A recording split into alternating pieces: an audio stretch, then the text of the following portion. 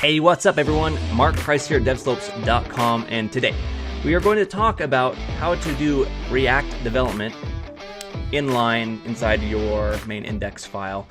And first and foremost, you should not be doing this in production mode, okay?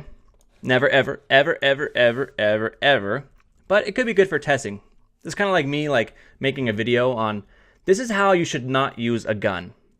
Yeah, but anyway, take it for what it is. I am showing you this though because lots of other instructors and people do teach about doing it this way, and I don't think it's the best way. You'll never use it in production code, but it is good for doing some quick tests now and then if you want to. So what we're going to do is create a folder on the desktop here, cd desktop, make directory, and let me make this bigger here. There we go.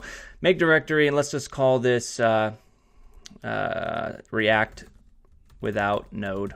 Okay, cd React without node. There we go. And let's just go ahead and create a file, touch, and I'm going to say index.html. I'm just creating a file, that's all I'm doing, HTML even. And then I'm going to open it up, atom dot, just to open up that directory with the code file I just created. And there it is, a blank file. Let's do some boilerplate stuff, doc type. I know you guys probably get tired of seeing this here, but that's okay. It's repetition's good, right? All right, head. Let's put the body in.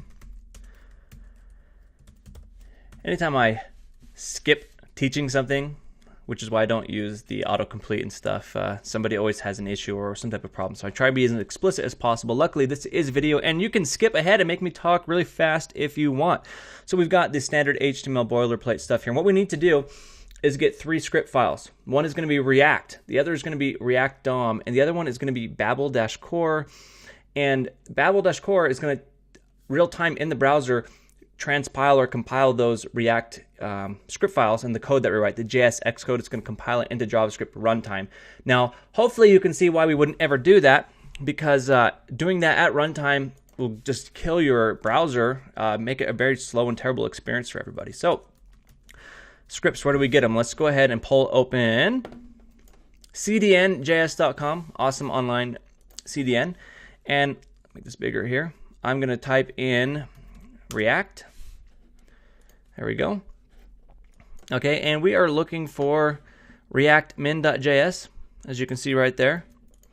So I'm going to put that in here. Script source equals, okay, and script.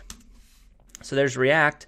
We need React DOM, of course, which we'll grab this one right here. I'm just grabbing the minified versions because I don't need to look at the code. Source equals and script. And one more that we need is going to be Babel. So let's go back, type in Babel, and there it is, Babel-core. That's the one we want. Version may be different depending on what time you are using it, and we're going to use this one right here, the min.js. And I'll put that right here. Source equals, there we go. So, okay, React DOM, and then we've got the compiler here with Babel, which of course we do this when we use Node. It just does it automatically for us, whereas in this case it's all happening real time on the browser, which is not good. Okay, and so that's it. Okay, so what we're going to do is I'm going to show you a simple example of how to just make a button here. So as normal, we're going to put a div here with an ID, and we're going to say put button here, just for clarity's sake. So that's what we're going to replace with our React code. All right, let's go ahead and create the code that we need. In fact, I'll make this bigger for you so it's not getting cut off here. Okay, here we go. So script type equals text/Babel. Okay, Babel, tomato. Okay, that's what you have to set as your type, and then everything else will just work magically since we have those scripts included right up here. Okay, so what we want to do is we want to create a button and just show it on the screen. So let's do that now. I'm going to say var, let's make some space here. Var red button, that's going to be the name of our button. No, let's do pink. Pink button equals react.create class. This is all the same as you've seen before, okay? We've got a render function, of course. And we want to return some HTML as usual. Okay. And then we got our button here. And let's say, button. Inside of it, I want to say, just click me. There we go. So we're returning the HTML that we want. That looks great. Okay, underneath it, just as we would normally do, we say React DOM.render. We're going to say pink button.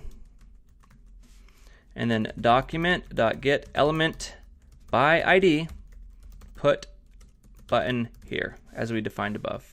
Okay? So, if that all worked correctly, when I load up that file here, we should see a button on the screen. And we're not. Let's go ahead and Command-Alt-J to see if there's any errors or problems. Cannot read property keys of undefined. I probably just broke something here. Well, I don't think anything's wrong with our code here. I may have grabbed the wrong library. Let's go look at React here. The React website.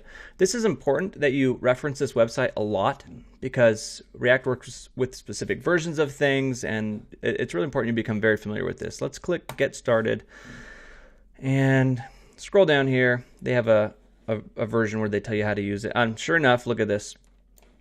5.8.2.3. We're using 6.1.19. So we're using the wrong one. I'm just going to copy the one that's here. Okay, or you could have just changed the version. That would work just the same. There we go. Save that. And let's go ahead and refresh the page. There it is. Do you see it up there? There's our button. Okay, click me. All right, so it doesn't do anything, but sure enough, our React is working. And just for fun, let's just add a few more things on here. First off, it's not pink, and we definitely want a pink button.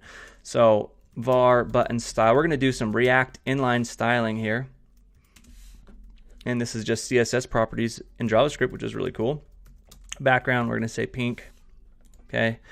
And then on the button here, we're going to say style equals button style.